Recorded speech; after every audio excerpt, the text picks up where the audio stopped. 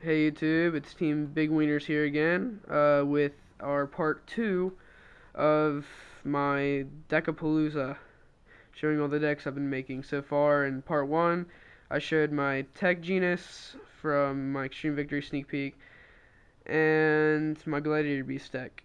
Again, these decks are all unfinished. I'm not including the staples like Monster Reborn, Dark Hole, MST, bottomless, whatever you're gonna throw in there, because I know there's probably gonna be comments about that.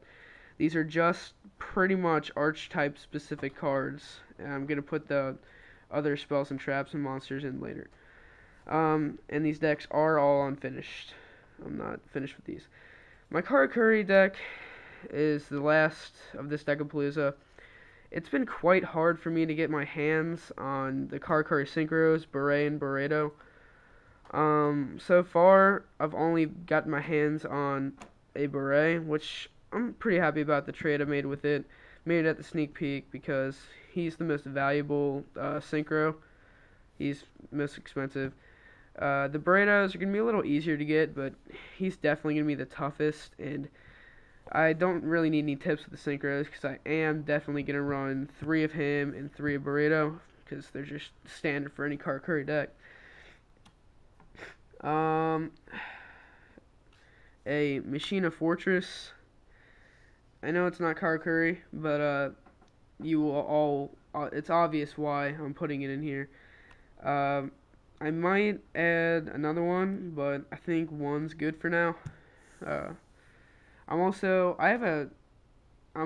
planning on putting 2 Cyber Dragons in that deck. Just it should pretty much make sense why I'm doing that.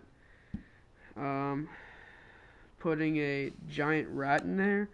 I haven't seen many Karakuris do this, but I think it's really good for a Karakuri deck because he searches for any Earth monster, which is the entire deck, which except for the Cyber Dragons, of course, but it can search for Machina Fortress too. So I mean, it's pretty good. So I'm putting it in there. Um, we have a merchant, and I need another one. Just have one for now. And as for Extreme Victory, I have probably like 7 of her. She's common, she's easy to find.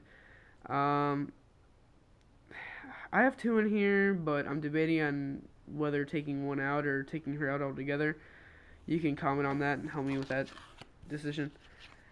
Also in Extreme Victory, we have the first 5-star Karakuri. He's decent. I'm thinking of. I only have 1 in him right now.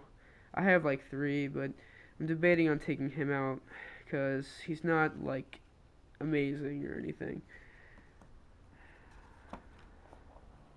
Let's see.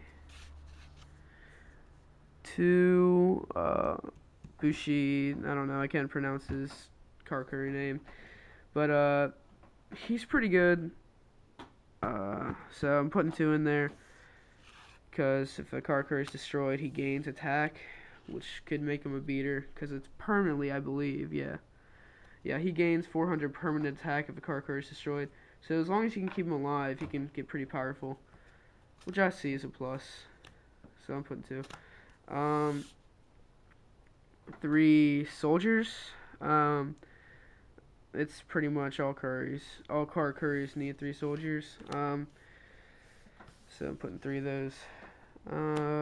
What's next?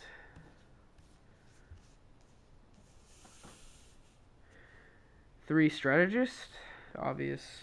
If you don't know Karakuris, they pretty much call for 3 him.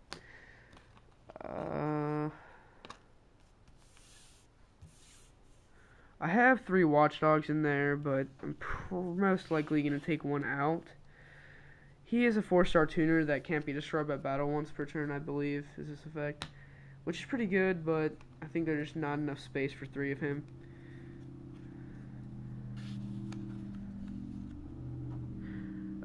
Three ninjas.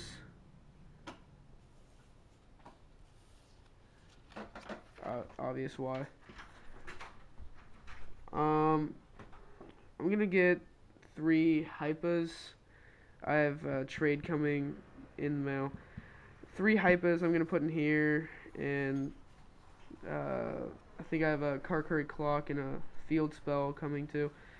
And on spells, let's see, let's get these all up together.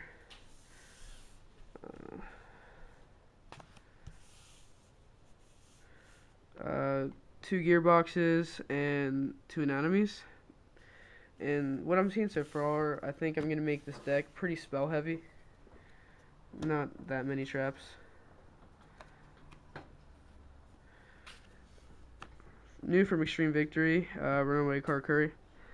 It's pretty good. I might take this away or add another one depending on how good it plays.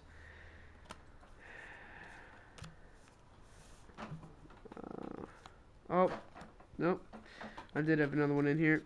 So it looks like I have two in here. I'm kind of iffy about that Runaway Karkuri card. I don't know. Comment about it. See what you think.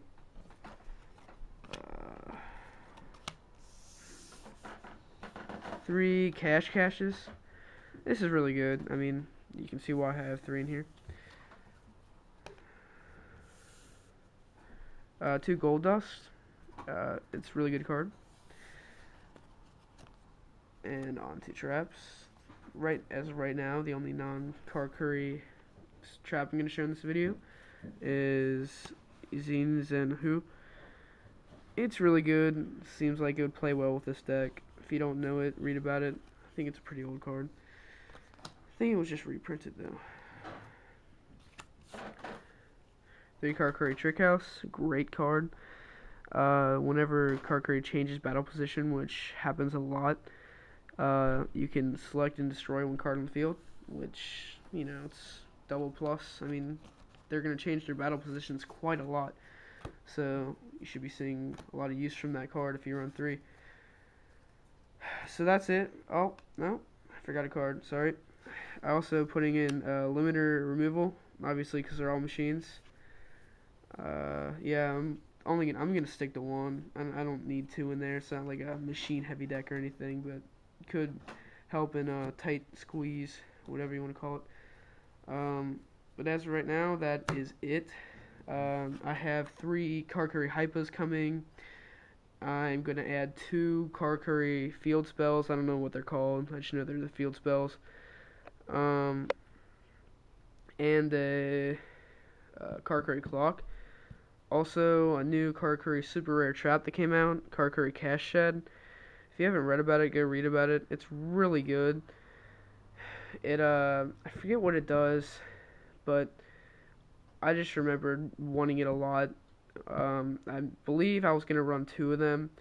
So check Cash Shed out. I'll look it up and post its effect in the description. So that's it for this Deckapalooza. Comment on suggestions from my Karkuri deck in this part, and for my Tech Janus and Gladiator Beast in part 1. See you next time, YouTube.